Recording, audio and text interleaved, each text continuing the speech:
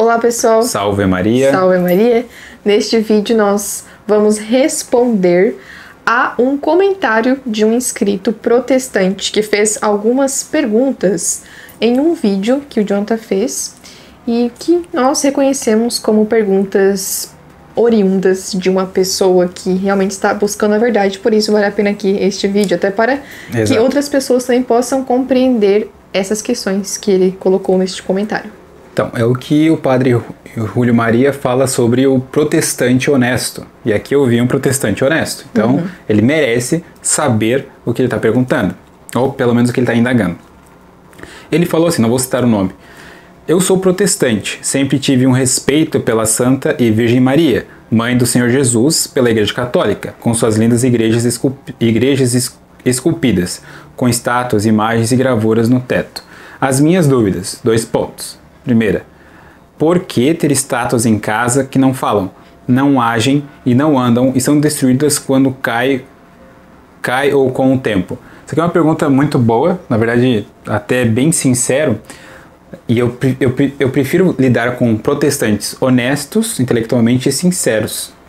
Muitas vezes até do que católicos desonestos, né? Exatamente. Então ele fez uma pergunta sobre as esculturas. Como nós temos aqui de São José, da Virgem Maria, Padre Pio, ou até imagens, né, nos quadros, etc. Então uma noção tem que ficar muito clara aqui, que nós católicos não acreditamos que São José está aqui. Nós sabemos que essa imagem, ela não é capaz de praticamente nada, né? Essa é uma imagem que não se move, ela não se move, nós não anda. falamos com a imagem. Exatamente, então ela é uma imagem bonita, muito de gesso, só que ela continua sendo de gesso. Nós temos plena consciência disso. E isso também fica evidente para qualquer ser racional, nenhuma civilização primitiva. O que acontece é que, no passado, existiam tribos que acreditavam de fato, como os animistas, que nas estátuas estava a própria entidade, e que se quebrasse a estátua, quebrava, a entidade ia embora. Você tinha que fazer um rito de novo para prender essa entidade na estátua. Ou seja, a estátua era divinizada. Então aqui nós temos consciência que essa imagem representa alguém. Da mesma forma que a foto tirada não é a pessoa, mas representa a pessoa. Muito bem, então aqui nós estamos falando apenas da imagem e não da sua funcionalidade, que existe uma diferença. Estou falando só do porquê ter imagens, ou seja, nós temos os quadros dos santos ou a imagem de Nosso Senhor Jesus Cristo crucificado que representam aquela pessoa, certo? Então, no caso, a única funcionalidade das imagens sacras é remeter àquela realidade transcendente. Por exemplo, São José, um santo, esposo castíssimo da Virgem Maria, ou uma imagem, né, da Virgem Santíssima.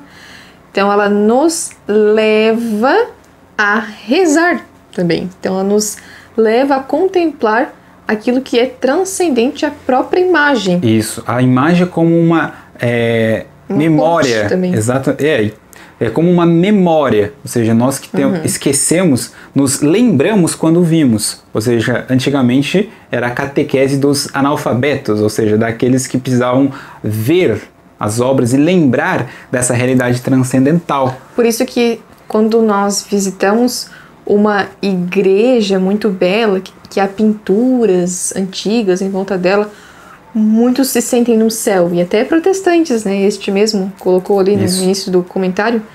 Muitos gostam de visitar essas igrejas porque elas são belas, elas nos levam, de certa forma, até essa realidade transcendente.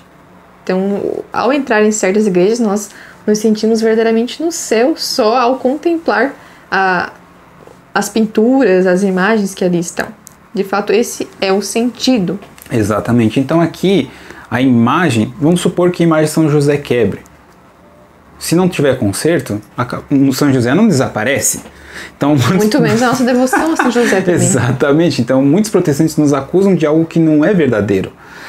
E aqui também tem uma ressalva, que às vezes o protestante olha para o altar católico que tem ali as imagens e ele fica confuso, parece que ele está numa casa de orixá, porque muitos católicos não arrumam de maneira ordenada o seu altar doméstico. E aqui é algo que, como nós já falamos num vídeo anterior sobre a virtude da ordem, também tem uma prescrição da igreja sobre a disposição do local dos santos, Jesus Cristo no meio, onde você deixa as velas, onde você deixa as estátuas. É importante ter uma estátua da Virgem Maria do lado de Jesus Cristo, da cruz, né? Toda casa católica tem que ter um crucifixo. Então, assim, existia antigamente, infelizmente, hoje não sei se muitos católicos sabem sobre essa questão, sobre a boa disposição dos santos em um altar junto com o crucifixo, por exemplo. Então, assim também como a disposição dos sacramentais, que nós podemos explicar em outro vídeo. Então aqui, o protestante tem que se desarraigar daquela imagem que ele tem do católico orixá, entendeu? E ver o que de fato é uma imagem e qual é a sua serventia, certo? E lembrando, uma imagem precisa transmitir beleza, não é qualquer imagem, tá? Então aqui a gente pode tratar em outro vídeo sobre a importância da confecção e também da beleza na imagem, mas é outro tema. Segunda pergunta. Por que pedem intercessões pelos apóstolos, a Santa Maria, santos e o número ilimitado de novas pessoas que se tornam santos e até pessoas que eram padres? A gente vai dividir essa pergunta em duas partes. Então eu vou fazer, a primeira pergunta seria por que pedir intercessão aos santos? Muito bem, o que são santos? Santos são pessoas que seguiram e viveram realmente a vida de Nosso Senhor. Então são pessoas que buscaram seguir o exemplo de Nosso Senhor Jesus Cristo, da Virgem Maria, buscaram viver uma vida santa, isto é, viver as virtudes, buscar a perfeição, a agradar Nosso Senhor e a viver como Ele viveu. Ou seja, os santos, eles são o corpo místico de Cristo. E Cristo é a cabeça. Por isso que Cristo fala, sejais santos como meu Pai é santo. Ou seja, Deus, que é a Santíssima Trindade, é a unidade dessa santidade que une os santos. Ou seja, nós devemos ser santos. Essa é a vocação universal de todos, ser santos. Então aqui, nós sabemos que os santos estão no céu. E que podem interceder por nós. Por que nós sabemos? Porque eles estão junto a Deus. Eles fazem parte deste corpo místico que Exato. existe também na igreja triunfante, no céu. Exato. Então existem santos que podem receber as nossas orações, as nossas súplicas e nossas petições. Só que, como eu já falei, os santos, nós temos um culto lia, ou seja, veneração. Nós não temos um culto de latria. É veneração. E qual é a diferença? Aqui a diferença é muito interessante, porque o santo não é a finalidade. Nunca, se você pede um santo, tu reza para Padre Pio só pelo Padre Pio. Não, você reza para que Padre Pio possa interceder por nós.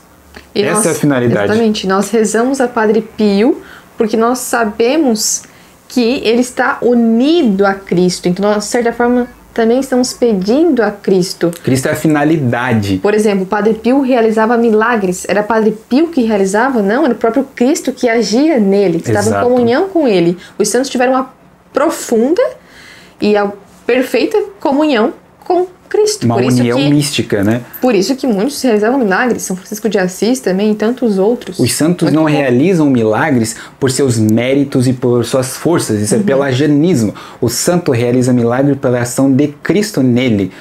É como se o santo tivesse encarnado a ação de Cristo. Então ali ele está recebendo a graça de Deus para poder realizar aquelas ações que a gente chama de graças dadas. Né? Uma graça mística para realizar aquelas ações. Ele não tem mérito, nenhum santo tem mérito. Ele tem mérito perante o sangue de Cristo e ele só consegue interceder exatamente por isso. Então aqui está uma grande diferença. Alguém pode objetar, mas por que não pedir a Cristo diretamente para que ore por mim?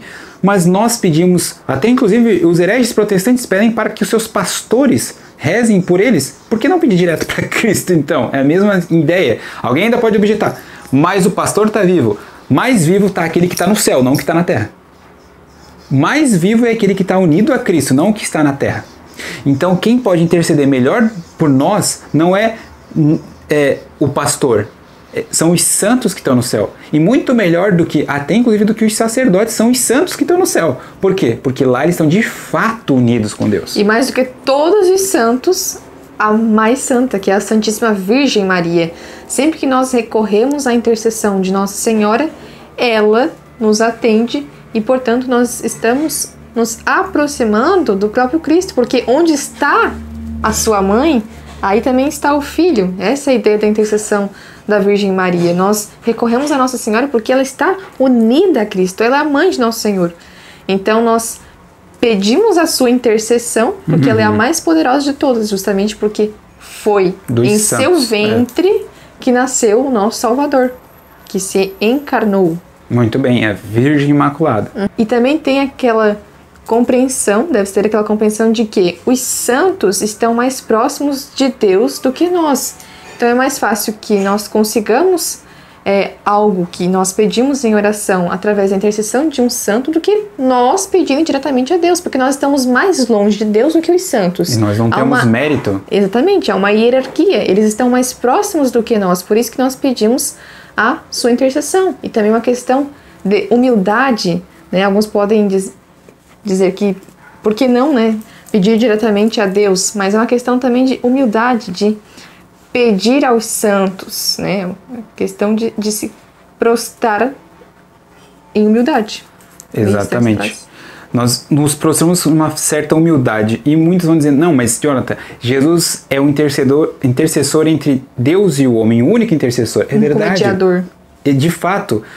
Só que isso não nega o fato de existirem os santos, entendeu? Você fala uma frase que não nega necessariamente a intercessão dos santos. Os santos não são a união de Deus com os homens, isso é Cristo. Os santos intercedem, é diferente.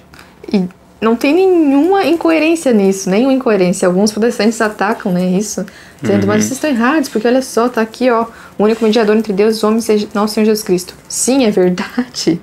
Nós pedimos a intercessão dos santos para que eles cheguem até, para que nossas súplicas cheguem até Cristo. Mas nós sabemos que entre Deus Pai e nós há o único mediador, que é Cristo. Então, para chegarmos a Deus Pai, realmente é só o Filho. Então aqui a gente tem que saber separar a pergunta. O problema de vocês é que vocês não separam a pergunta. Vocês colocam, soltam um versículo um atrás do outro, metralhadora de versículo. E aqui há algo interessante que... Como é que a gente sabe que a pessoa é um santo? Porque no protestantismo não tem um único santo. O protestantismo foi incapaz de produzir um único santo. Tu vê a ira aqui na voz, né? Mas foi incapaz de produzir um único santo. Porque vocês não têm santo. E é óbvio que vocês não acreditam em santo. Vocês não têm exemplo. Entendeu? Eu entendo isso. Eu sou protestante, não acredito em santo. Eu sei, porque vocês não têm santidade. É normal, sem graça não dá pra fazer nada. Sem os sacramentos, né? Não tem como fazer. Da graça. Exatamente. O sinal visual sensível da graça, que são os sacramentos, né, a definição, não tem como tu fazer nada, praticamente. Então, você não tem como ter santidade mesmo. Não é à toa que vocês veem um monte de maluquice. E não estão sendo hipócritas dizendo que na igreja de Cristo não tenha falsos profetas. Isso tem. Tá na escritura, terão falsos profetas. Isso tá previsto, não é para ser escândalo isso. E também não significa que não possam haver protestantes virtuosos. Com certeza há muitos que são virtuosos, mas santos não. Santos não. Porque é só através da graça. Exato. Então, essas virtudes cardeais, qualquer ser humano pode ter. Então, os pagãos podiam ter. Agora, as virtudes sobrenaturais, as virtudes que são infusas por meio da humildade em reconhecer o seu erro e se confessar, ou seja, através da confissão, nós restituímos a caridade, ou seja, as 3 virtudes teologais, fé, esperança e caridade, nos são dadas, elas são sobrenaturais, não são um exercício humano necessariamente, intrinsecamente uma ação humana, não. Ela não é necessariamente um hábito humano, sim, é algo sobrenatural, Deus nos dá, e é só através de sacramentos. Então o protestante não tem como ter fé, esperança e caridade. Necessariamente, isso é um termo específico, necessariamente. Então, aqui eu volto a dizer que o santo, como que nós temos um santo? Como é que a gente sabe que a pessoa é santa? Existe um processo, pelo menos até... tinha um processo antigo, até 64, e depois nós temos um outro processo, depois de 64. Então aqui nós não vamos entrar na polêmica, mas vamos nos atentar ao que era feito antes, porque ele fez uma pergunta uma meia pergunta, vamos dizer assim. Ele fala sobre os inúmeros santos e até pessoas que eram padres que se tem hoje. Muito bem, hoje nós temos um problema na codificação, mas não vamos entrar no assunto aqui, a gente não vai correr desse assunto, não estamos correndo, mas é só porque facilita melhor explicar o que era antes. Para você ter um santo, era um processo tão burocrático e tão difícil que o número de santos que se tinha foi decaindo conforme o tempo.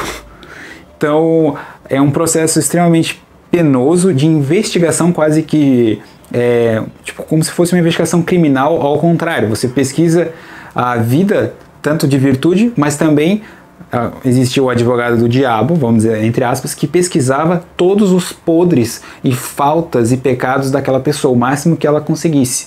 Então, existe esse processo, e é extremamente lento, porque, querendo ou não, dentro da igreja as coisas são um pouco burocráticas e lentas.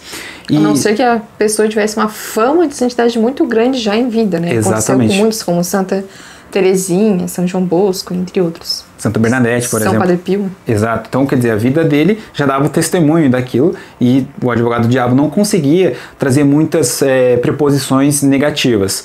Então, até 64 nós tínhamos uma clareza da investigação sobre a vida do santo, e demorava. E algumas questões, como se tivesse uma vida de santidade muito evidente, o processo era acelerado. Agora, o problema de hoje é que nós temos um processo alterado. Então, de fato, foi mudado. Não tem como negar isso. As pessoas dizem, nossa, estão entrando nessas polêmicas. Não é isso. É porque foi de fato mudado. Não dá para negar a realidade.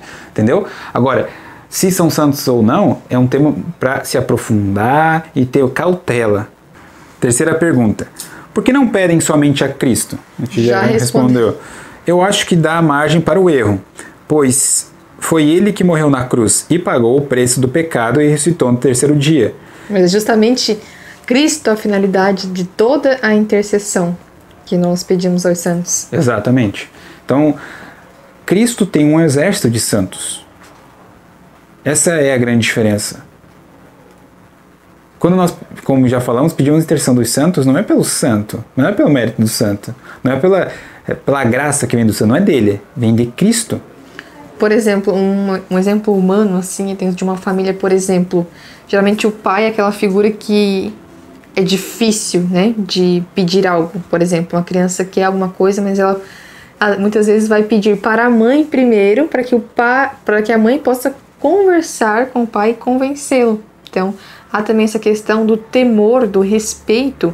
O pai é uma figura tão respeitável, né, tão grande diante dos filhos, que os filhos temem. Então, eles vão pedir a intercessão da mãe, para que a mãe possa levar este pedido dos filhos até o pai e eles possam ser realizados. Exatamente. E eu lembro que quando eu era ateu, eu tinha uma dificuldade também com os santos, mas outra questão. Porque eu pensava assim, não, eu tenho que seguir a Cristo, não necessariamente um santo. Né? É um pensamento meu errôneo.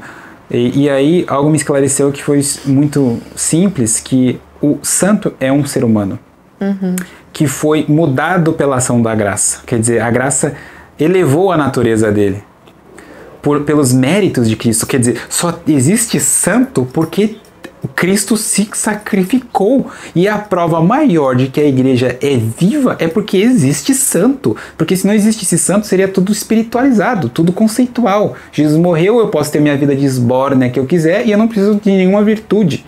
Então, quer dizer, o santo é essa chama viva, essa vela acesa no candelabro que mostra que existe de fato vida sobrenatural.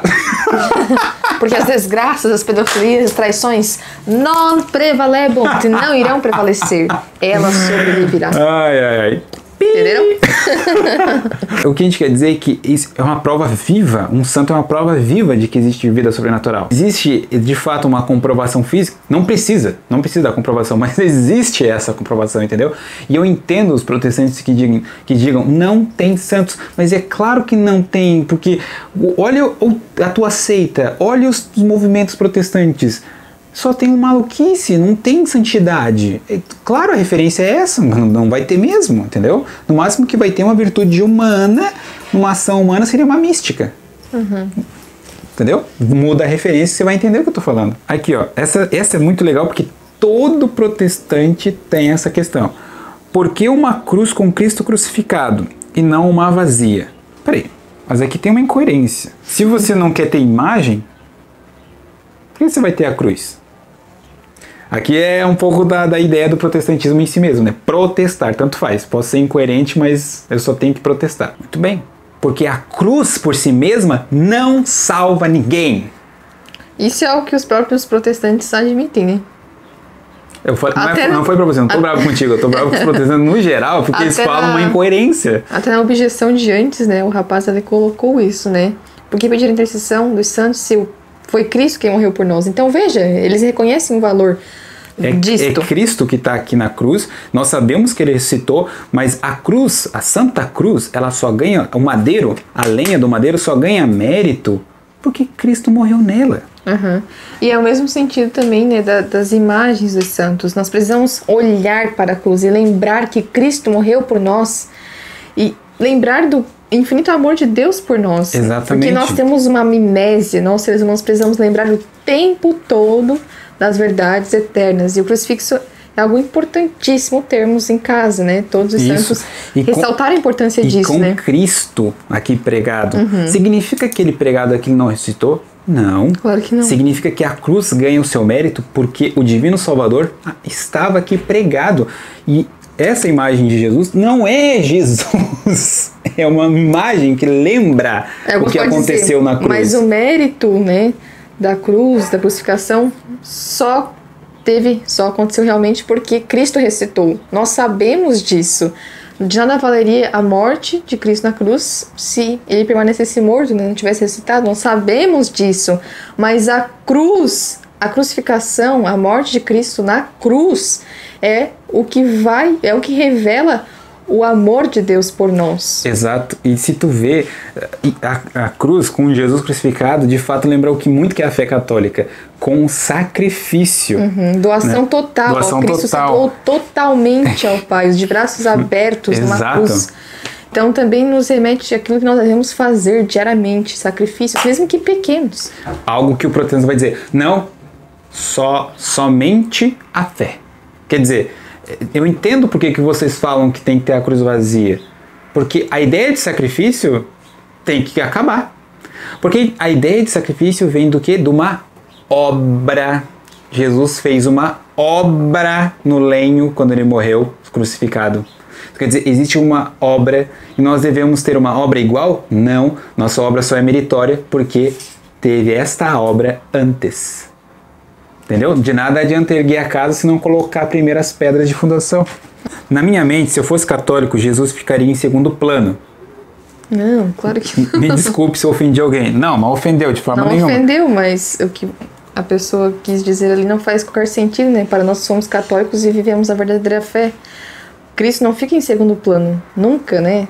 Pelo contrário, pedir a intercessão da Virgem Maria e de todos os santos só fazem aumentar o nosso amor a Cristo. De forma alguma, ter uma intercessão, uma devoção a um santo, a Virgem Maria, vai roubar o amor que nós temos a Cristo, né? Se nós amamos a sua mãe, né, o filho também se compraz nisso, né? Porque sabe que se nós amamos a mãe, nós também o amamos. Exatamente. Quem que não gostaria que outro amasse a sua própria mãe? Então não faz sentido nenhum, né, esse último comentário. Eu espero que essa pessoa que fez essas perguntas tenha assistido o vídeo, sim. Não foi, comente aqui, ó. Se teve ira, assim, não foi pra você, mas foi por esses argumentos protestantes mais generalizados que atribuem ao catolicismo ou o próprio católico coisa que a gente não faz. Tipo, vocês são... É como o comunista que vem, você é fascista. Não, nós não somos fascistas. Não, você é fascista, você faz isso. Você odeia os negros, você odeia os LGBT. Não, mas não é isso. Então, a gente tem que exatamente tratar com perguntas. E ele até pode afirmar o que ele acredita do catolicismo. Não tem problema, desde que ele esteja sendo honesto e dizendo, isso não é assim. Exatamente, foi honesto nisso. Não teve maldade nenhuma no que ele perguntou. Pelo contrário, ele realmente tem essa dúvida. Assim como nós também já tivemos dúvidas que hoje estão muito claras e que se alguém perguntar, nós vamos pensar, nossa, mas ele não sabe isso ainda. E nós já perguntamos isso. É normal. Nós temos dúvidas que tem respostas fáceis, né, para algumas pessoas, mas que para outras não. Então, por isso que nós decidimos fazer este vídeo. Isso. E espero que possa ter ajudado também outras pessoas que têm essas mesmas dúvidas, incluindo até muitas vezes pessoas católicas, que são católicas, mas ainda não compreendem muito bem, e quando alguém pergunta, não sabe responder, né, o que a outra pessoa pergunta. Enfim, gostaríamos de deixar esse vídeo. Se você também é um protestante honesto, sempre tem que lembrar disso. Lembra das 2 proposições que eu falei no vídeo? Como que você conversa com protestante? Esse foi um protestante que que passou das 2 premissas. Então, se você é um protestante assim como ele e gostaria de deixar suas perguntas aqui embaixo nos comentários, pode perguntar, não tem problema, nós vamos responder. E claro, com o devido respeito, cautela, assim como o padre Júlio Maria também fazia com os protestantes que lhe perguntavam, certo? Obrigado pela atenção de vocês. Até o próximo vídeo. Compartilhe este vídeo com as pessoas que você conhece, principalmente os protestantes que você conhece. E até a próxima. Salve Maria, viva Cristo Rei.